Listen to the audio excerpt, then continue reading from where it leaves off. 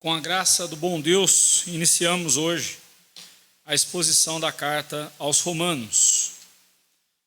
Peço que você abra sua Bíblia em Romanos, capítulo 1. Romanos, capítulo 1.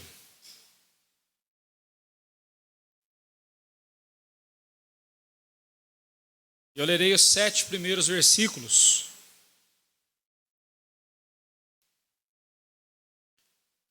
Os 7 primeiros versículos diz assim a palavra do Senhor. Paulo, servo de Jesus Cristo, chamado para ser apóstolo, separado para o evangelho de Deus, o qual foi por Deus outrora prometido por intermédio dos seus profetas nas sagradas escrituras, com respeito a seu filho, o qual, segundo a carne, veio da descendência de Davi e foi designado Filho de Deus, com poder, segundo o Espírito de santidade e pela ressurreição dos mortos, a saber, Jesus Cristo, nosso Senhor, por intermédio de quem viemos a receber graça e apostolado por amor do seu nome, para a obediência por fé entre todos os gentios, de cujo número sois também vós chamados para serdes de Jesus Cristo. A todos os amados de Deus que estais em Roma, chamados para serdes santos, graça a vós outros e paz da parte de Deus, nosso Pai, e do nosso Senhor Jesus Cristo. Até aqui a palavra de Deus. Glorioso e santo Deus, nosso Criador, Salvador e Senhor, em nome e pela mediação do teu santo Filho Jesus Cristo, buscamos o teu rosto, o teu trono de graça, para suplicar-te que venhas misericordiosamente ao nosso encontro, capacitando-nos a entender, a amar e a obedecer à tua palavra. Há tantos empecilhos em nosso coração, tantas distrações em nossa mente, e se não for o teu Espírito Santo guiando-nos e mantendo-nos cativos em nossa atenção, jamais poderemos usufruir das grandes bênçãos que tu tens para nós. Ouça-nos, clamamos em nome de Jesus Cristo. Amém. Embora eu tenha lido os 7 primeiros versículos, hoje eu ficarei com você no versículo 1. O trecho de Romanos, capítulo 1, do versículo 1 até o versículo 15, é aquilo que nós consideramos como prólogo, como a introdução da carta, ou o início da carta. E nós encontramos 2 grandes divisões nesses 15 primeiros versículos. Do versículo 1 ao versículo 7, nós temos a saudação que Paulo sempre fez em suas cartas, ou geralmente uma saudação feita pelo autor da carta. Então, do versículo 1 ao versículo 7 que nós lemos, Paulo saúda aqueles irmãos, cumprimenta aqueles irmãos. E do versículo 8 ao versículo 15, nós vemos então as ações de graças e o anseio de Paulo em visitar os irmãos que habitavam na cidade de Roma, a igreja que estava em Roma. Então, nós veremos nos próximos domingos esses 2 trechos. Geralmente as cartas, elas trazem logo no início a apresentação do seu autor. Quem é o seu autor? Geralmente, quando você recebe uma comunicação, você tem lá o destinatário, ou o remetente, e o destinatário também, que é você. Mas tem o remetente. Quem é essa pessoa que está mandando uma carta para você? Quando você recebe uma carta de alguém desconhecido, você pergunta, mas que carta é essa? Quem é esse que está mandando essa carta para mim, essa correspondência? Paulo não foi o fundador da igreja de Roma. A igreja de Roma, como se você leu aquela introdução que eu mandei para você durante a semana, você viu que a igreja de Roma possivelmente foi fundada por outros irmãos, e não por Paulo. Outras pessoas fundaram a igreja de Roma.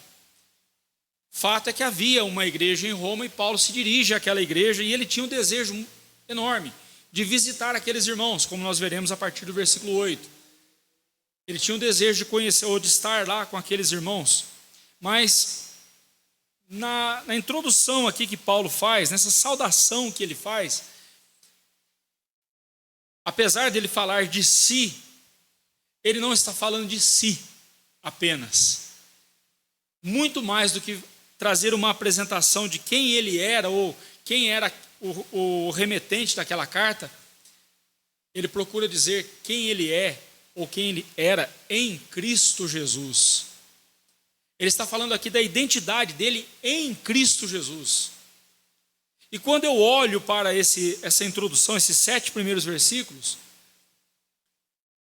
nós podemos aplicá-los a nós exatamente com esse tema, com essa proposição, a identidade do servo de Jesus Cristo. Paulo falando de si, mas ele fala de todos nós. Aliás, todo crente tem que ser isso aqui que nós vamos ver nesses versículos. Todo crente tem que ser isto que Paulo diz a respeito de si mesmo em relação a Cristo Jesus. Então, se você tirar o nome Paulo e colocar o seu nome aí, você vai entender quem é você, quem nós somos. Desde a queda de Adão, lá no Éden, o ser humano vem procurando saber quem ele é. Ele tem uma crise de identidade terrível. Todo ser humano tem crise de identidade. Isso não é coisa só de adolescente, não, tá? Todo ser humano tem essa dificuldade de saber quem ele é. Quem eu sou. Quem eu sou. Na história nós vemos que muitos, por meio da força, por meio do poder, eles construíram de si uma imagem de poder e força. Muitos são lembrados na história como homens poderosos, homens de força, né? Outros se fizeram conhecidos como terríveis, temíveis e cruéis. Ainda outros como sábios e entendidos. Em nossos dias nós vemos que há uma crise de identidade. E para piorar a situação ainda temos ideologias, né? Como a ideologia de gênero, que confunde ainda mais a cabeça das pessoas já confusas. Olhamos para as igrejas hoje em dia e vemos as igrejas numa crise de identidade terrível. Crise de identidade denominacional. Se você é da minha época, antigamente, se você entrasse numa presbiteriana, você tinha entrado em todas. Não é que era igual, mas era muito parecido. O culto era semelhante, a condução do culto, a pregação era semelhante.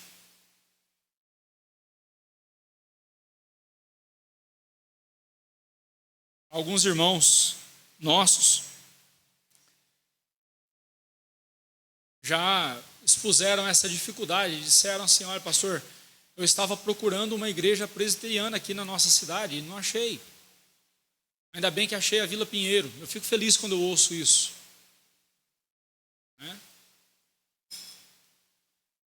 Porque o nosso objetivo aqui não é a igreja ter a nossa cara. O objetivo aqui é a igreja ter uma identidade denominacional, uma identidade bíblica, uma identidade confessional. E nós temos visto várias igrejas presbiterianas que parecem qualquer coisa, menos uma igreja presbiteriana. Não vou nem falar das outras denominações, porque nem me compete. Nem vem ao caso aqui eu ficar falando das outras denominações. Vou falar do meu arraial. E quando eu vejo igrejas presbiterianas totalmente deformadas, em vez de serem reformadas, me dá uma tristeza, irmãos.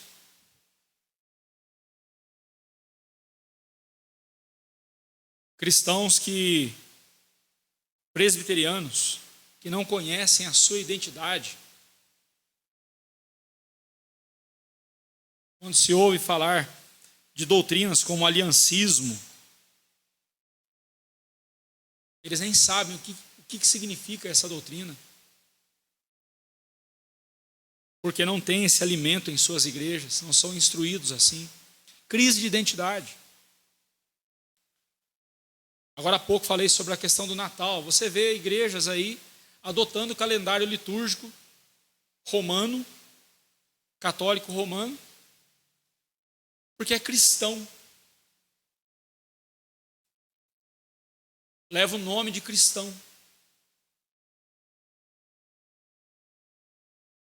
Crentes que desprezam a mesa do Senhor, desprezam o dia do Senhor, mas em 2 épocas do ano se tornam os crentes mais dedicados, na Páscoa e no Natal. São os crentes mais fervorosos nesses 2 dias do ano. E eu sou hipócrita quando falo do domingo. E me chamam de hipócrita porque quando eu falo do domingo, falo que o domingo é dia do Senhor, eu sou hipócrita. Porque eles dizem que todos os dias são do Senhor, né? Não só o domingo, todos os dias são do Senhor. Bem, esse é assunto para outra ocasião. Vamos ver o versículo 1. Paulo, aqui ele nos mostra quem é o servo de Jesus Cristo.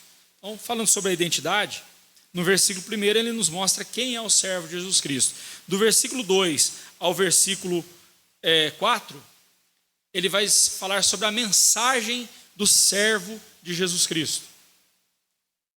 E do versículo 5 ao versículo 7, ele falará sobre aqueles a quem os servos de Deus se dirigem.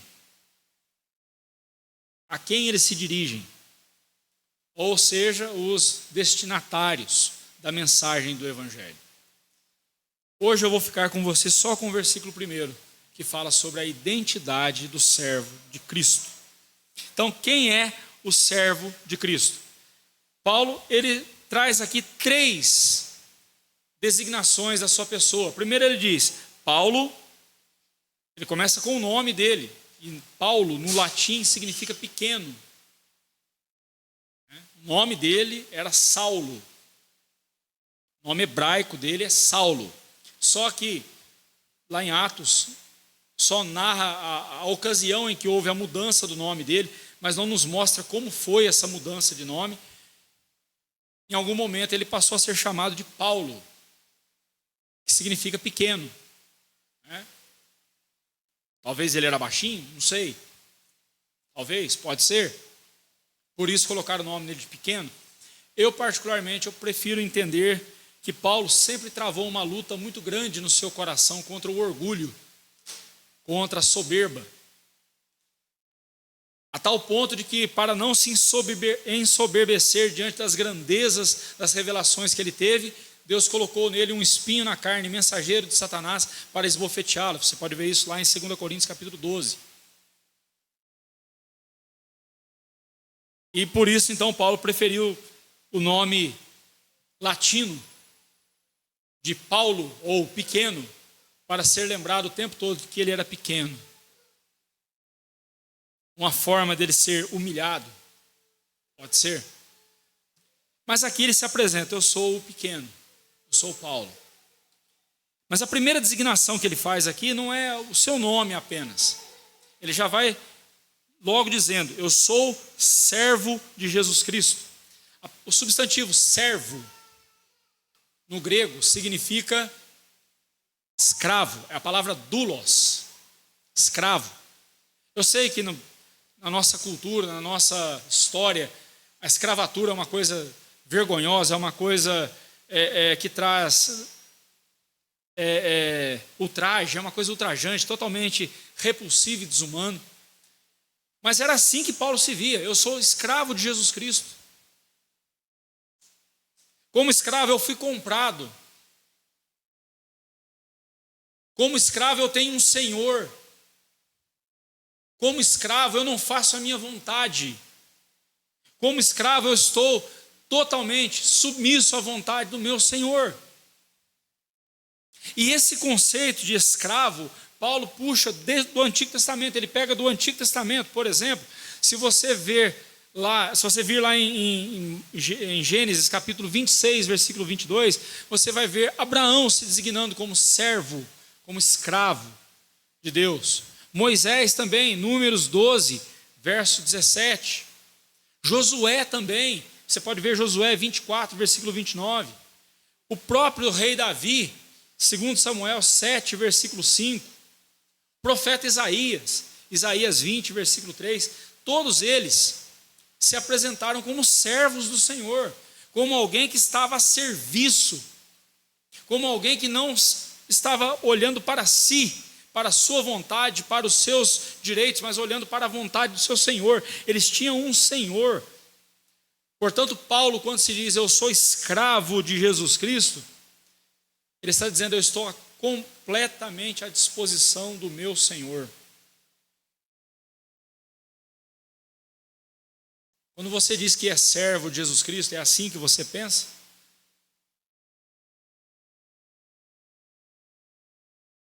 Eu sou um servo de Jesus, ou seja, é a vontade dele que importa, não é a minha. Em segundo lugar, Paulo diz que ele foi também chamado para ser apóstolo. O termo grego apóstolos, literalmente ele foi transliterado para a língua portuguesa. Em português é apóstolo, só um S que muda, né? No grego é apóstolos. E apóstolos significa enviado, alguém que foi enviado. Deus chamou Paulo para enviá-lo. Deus chamou Paulo para si, para ser o seu servo, e assim ele o comissiona, ele o envia como seu servo.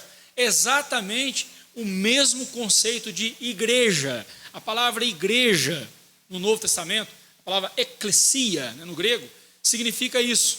Alguém que foi chamado para cá e enviado para lá.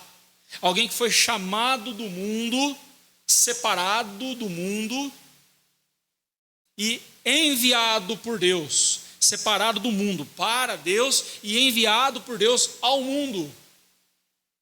É um fluxo e refluxo, né? Essa é a ideia. E Paulo diz, eu sou chamado, eu fui chamado para ser apóstolo de Cristo. O termo apóstolo, com o tempo, ele teve vários significados, mas no Novo Testamento a ideia ali é de um ofício apostólico. Por isso não existem mais apóstolos. Desde o Novo Testamento, o último apóstolo, possivelmente o último apóstolo a ter morrido, foi o apóstolo João, foi o mais velho de todos. Morreu por volta do ano 96, ano 100 depois de Cristo. Foi o último dos apóstolos. De João para cá não tem mais nenhum apóstolo. Não existem mais apóstolos no sentido de cargo, títulos. Tem aí uns soberbos por aí afora se intitulando apóstolos de Jesus, começando pela própria Igreja Católica, a Igreja Católica Romana. O Papa é o sucessor do apóstolo Pedro. O Papa é um apóstolo. Quer dizer, é considerado assim. E aí vem os pentecostais, os neopentecostais, que agora, não precisa nem dizer, né? Usam o título apóstolo por quê? Porque ser pastor, não. Eu tenho que ser bispo, estou acima dos pastores. Não, bispo também não conta, tem que ser apóstolo, porque aí eu estou acima dos bispos.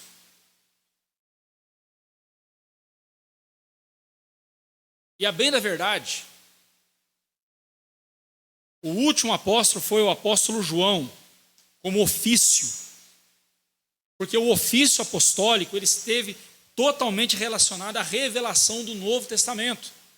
Então, quando alguém vem me dizer, eu sou apóstolo de Cristo, eu sou apóstolo fulano de tal, hoje em dia, eu digo assim, qual livro do Novo Testamento você escreveu?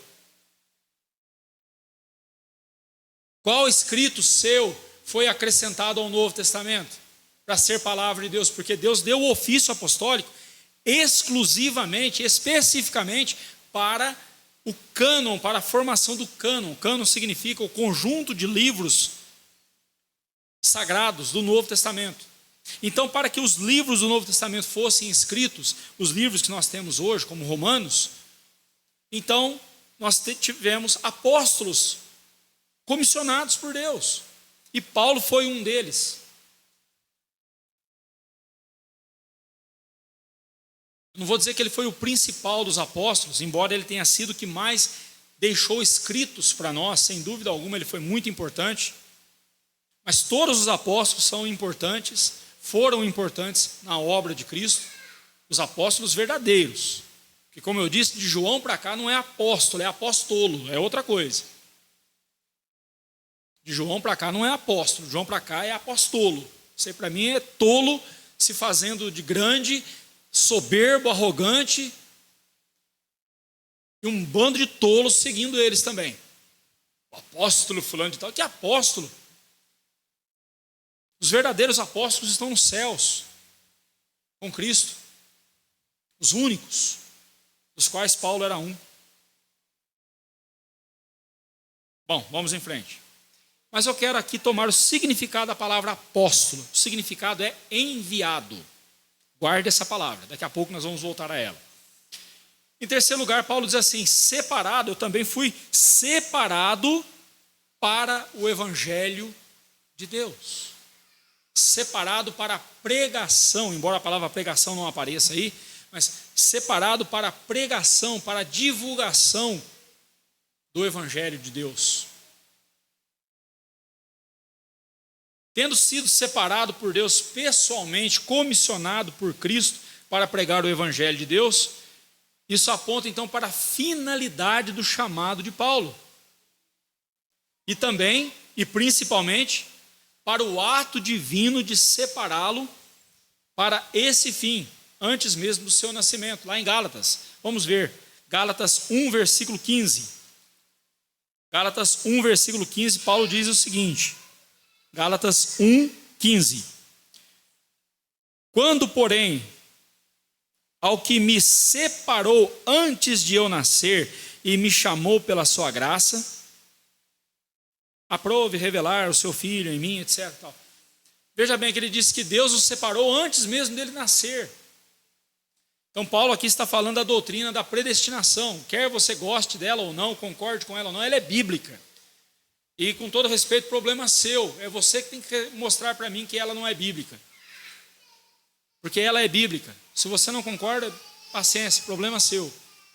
Mas aqui precisamos entender que Paulo está falando da doutrina da predestinação. Eu fui predestinado antes mesmo de eu existir, antes mesmo de nascer, antes mesmo de eu vir ao mundo, eu já tinha sido escolhido por Deus. E aí, quando eu olho para a trajetória de Paulo, vejo tudo que aconteceu na vida de Paulo, eu vejo agora Paulo sendo chamado para ser apóstolo, aí a gente entende o porquê tudo aconteceu, tudo estava convergindo, a própria conversão de Paulo, tudo para o louvor da glória do Senhor, até o próprio chamado de Paulo para o apostolado, tudo isso é para a glória de Deus. Porque, meus irmãos, não se trata de nós, se trata de Jesus.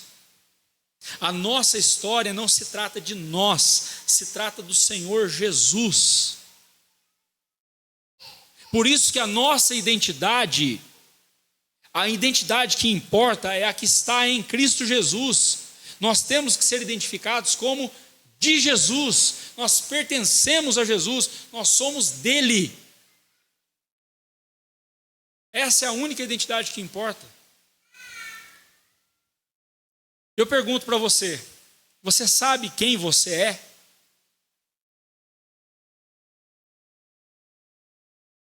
Quem você é?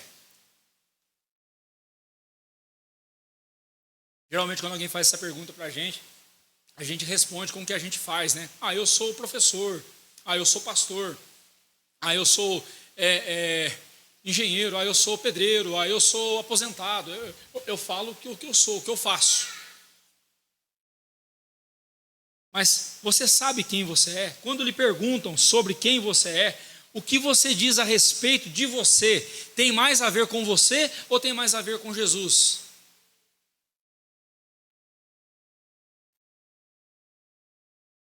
Observe que Paulo, quando ele falou o nome dele, de tão pequeno que ele só falou o nome. Paulo, sou servo de Jesus. Eu fui chamado para ser apóstolo.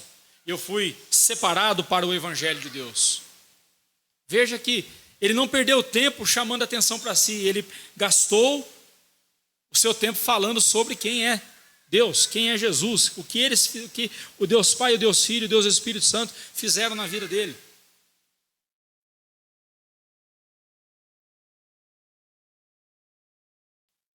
Ou você ainda não sabe quem você é? Pastor, eu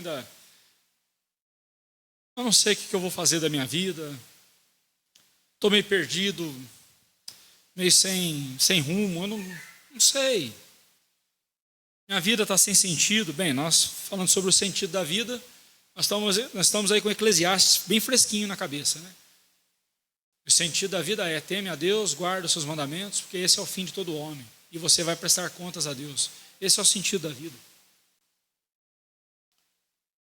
Mas pense um pouco, de todos os títulos que você puder receber, de todas as designações que você vier a ter em sua vida, sem sombra de dúvida, a mais importante é a de servo de Deus, de escravo de Deus. Você pode ter títulos: eu sou engenheiro, eu sou doutor, sou pós-graduado, eu sou ministro, eu sou isso, aquilo. Você pode ter títulos honrosos, e nada contra isso. Mas você não pode ser definido, se você é nascido de novo, você não pode ser definido por isso. Você tem que ser definido por quem você é em Cristo Jesus. E, meus irmãos, esse assunto é tão importante, porque é muito comum vermos, por exemplo, irmãs ou irmãos também, né? Cônjuges, vamos pensar aqui em cônjuges. Cônjuges cuja vida está totalmente sem sentido, porque o seu cônjuge não o tratou do jeito que ele esperava. Ela viveu a vida inteira para ser a esposa do fulano e fazer tudo para que o fulano se desse bem na vida, e de repente agora ele a despreza e até está cogitando trocá-la. E a vida dela perdeu sentido. Ele gastou toda a sua vida, todos os seus empenhos, todos os seus recursos para agradar a sua esposa, para fazer a sua esposa uma mulher feliz, e de repente ela dá as costas para ele e o abandona. E ele se vê totalmente olhando para o vazio, dizendo: puxa vida, o que adiantou fazer tudo que eu fiz? Eu já nem sei mais quem eu sou. Você já deve ter visto casos assim. E sempre que eu estou conversando com essas pessoas, eu digo: mas e a sua identidade em Cristo? Ou então a pessoa diz assim: na minha juventude ou no passado eu tive problemas com drogas, eu tive uma vida muito promíscua, e eu carrego isso comigo ainda hoje. Eu tenho uma tristeza muito grande no coração por ter sido quem eu fui.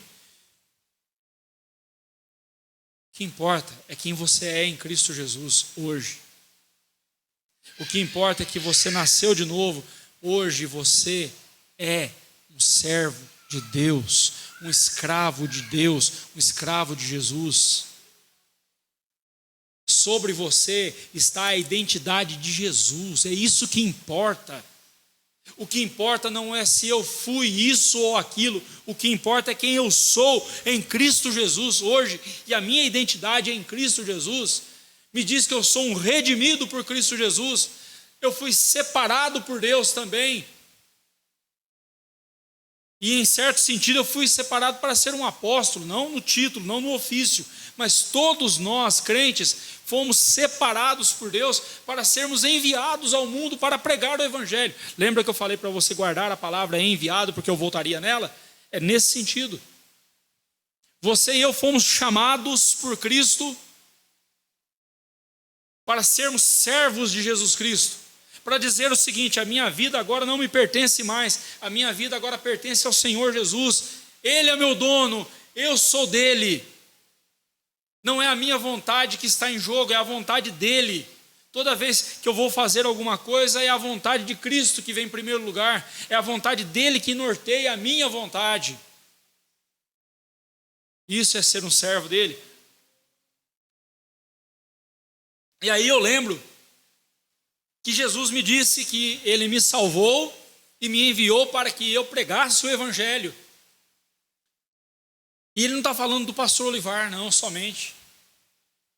O pastor Olivar tem que pregar o evangelho, não é só aqui no púlpito, não. Eu tenho que pregar o evangelho todos os dias da minha vida, para todas as pessoas com quem eu tiver contato. Eu devo pregar o evangelho. Bem, esse assunto eu vou falar mais nos próximos versículos. Mas você e eu fomos chamados por Deus para sermos salvos. Mas uma vez salvos, transformados em servos dele, e a principal forma de servir a Deus é adorando a Deus. É adorando o Senhor, é obedecendo a Ele e mostrando para o mundo que a nossa vontade não é a mais importante, mas sim a de Deus. Que nós vivemos, respiramos, nos movemos e existimos por causa de Deus. E assim a nossa identidade só tem sentido porque é a identidade de Cristo em nós, é o que nós somos em Cristo. Fomos separados por Deus, escolhidos por Ele, não só para usufruir da salvação, mas também para pregar o Evangelho, para também levar o Evangelho. Fomos enviados para tal incumbência. E eu pergunto a você: você tem procurado pregar o Evangelho? Você tem se preocupado em pregar o Evangelho para as pessoas? De todas as preocupações que você tem na sua vida, pregar o Evangelho tem sido uma delas, ou a principal delas? Para quantas pessoas você pregou o Evangelho essa semana? Com quantas pessoas você compartilhou a mensagem da salvação? Seja nas redes sociais, seja pessoalmente, seja enviando uma mensagem para a pessoa, seja o que for, como for. Para quantas pessoas, com quantas pessoas você compartilhou o Evangelho essa semana? Quantas pessoas ouviram dos seus lábios a salvação em Cristo Jesus? Você tem dificuldades de pregar o Evangelho? Ah, pastor, olha, eu faço o que for preciso, mas pregar não é comigo, eu tenho dificuldade, eu não sei nem como chegar numa pessoa. Aí eu pergunto para você: o que você tem feito para vencer essa dificuldade?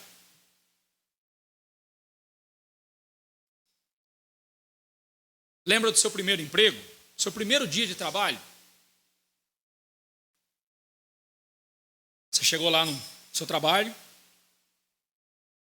e aí alguém lá passou para você o trabalho que você tinha que fazer. Você não sabia, e agora? Onde que eu acho tal coisa? Como é que eu faço isso? Como é que eu faço aquilo? Bem, eu vou perguntar para quem sabe. Vou perguntar para o encarregado, vou perguntar para alguém mais experiente. Você deu seus pulos, não foi? E aprendeu a fazer. Já imaginou se você dissesse para o seu patrão o mesmo que você diz em relação à pregação do Evangelho? Você dissesse assim: mas eu não sei como trabalhar, eu não sei como fazer. Você já estava desempregado. Você já estaria desempregado. A menos que você tivesse um patrão benevolente e paciente. Não, eu vou te ensinar, eu vou te mostrar como é que faz, é assim, tal. Mas se mesmo assim você insistisse em dizer: mas eu não estou conseguindo aprender, eu não quero. A bem da verdade não é que a gente não consegue, é que a gente não quer. Sempre que eu ouço alguém dizendo: mas eu não sei pregar o Evangelho, eu pergunto: o que você tem feito para vencer essa dificuldade? E a pessoa simplesmente diz: não, nada. Ah, mas não fazendo nada, você não vai aprender nada mesmo. O que não falta para nós hoje em dia, meus irmãos, são recursos, técnicas de abordagem. Mas, meus irmãos, a principal técnica de abordagem é aquela que é em obediência ao Espírito Santo. Lembra de Filipe? Filipe estava lá numa cidade, me fugiu o nome da cidade agora. Estava lá, pregando o Evangelho, várias pessoas se convertendo e tal, e de repente Deus fala: você vai descer para... O Espírito Santo chega e fala: Filipe, você vai descer para o caminho que desce de Jerusalém a Gaza, você vai descer para aquele caminho. E um detalhe, ele está vazio, não tem ninguém lá.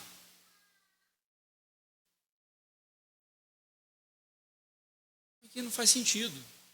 Eu estou num lugar que está cheio de gente, ouvindo a pregação da palavra, se convertendo a Cristo Jesus, e aí o Espírito Santo me manda para um lugar deserto, que não tem ninguém. Não faz sentido. Mas Filipe não questionou, Filipe foi. E aí ele veio a achar-se ali no caminho em que estava uma carruagem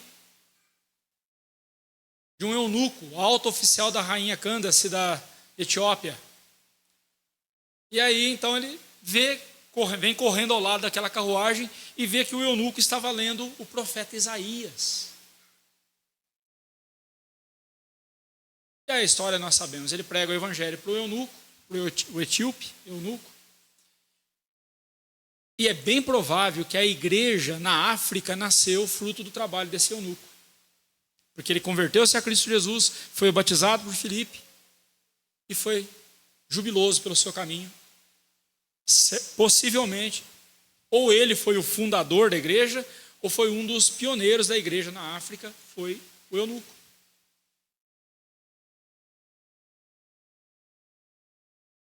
E aí acontece um dos primeiros casos de teletransporte da humanidade. A Bíblia diz que Filipe veio a achar-se em Azoto.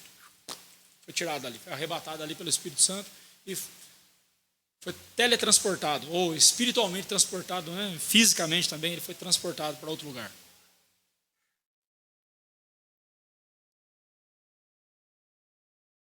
Essa semana, irmãos, isso não é profecia não, tá, irmãos? Essa é a coisa mais lógica. A menos que você morra antes. Espero que não. Mas o que mais vai acontecer essa semana vai ser você se encontrar com pessoas que não conhecem a Jesus. Que não sabem do Evangelho. Não sabem da salvação. E você sabe. O que você vai fazer a respeito? O que você fará a respeito dessa pessoa?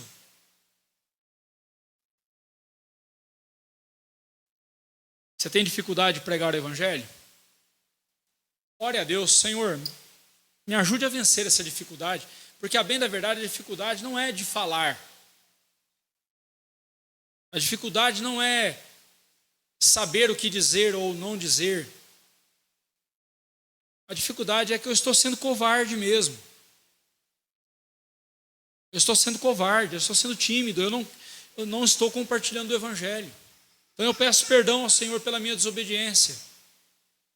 E peço ao Senhor que me ajude, me capacite e me dê oportunidade de pregar o Evangelho essa semana. E pregue, meu irmão, pregue o Evangelho. Nós não fomos chamados para ser apóstolos, no sentido de ofício, não. Mas nós fomos chamados para ser enviados por Deus, comissionados por Ele e enviados por Ele ao mundo para pregar o Evangelho. Que Deus assim nos abençoe e que façamos como Paulo. Saibamos quem nós somos. Sou pequeno, grande é Deus. Não importa se o meu nome é Olivar, o seu é Samuel, o seu é José, Maria, não importa. Todos nós somos Paulos, todos nós somos pequenos. Grande é só o Senhor Jesus, grande é só Ele, só aquele que nos fez dele os seus servos, porque Ele é o nosso Senhor. Grande é aquele que nos chamou e nos comissionou, nos enviou. Grande é aquele que nos separou para pregar o Evangelho de Deus. Essa é a nossa identidade. E que assim vivamos para a glória do Senhor. Amém. Nos coloquemos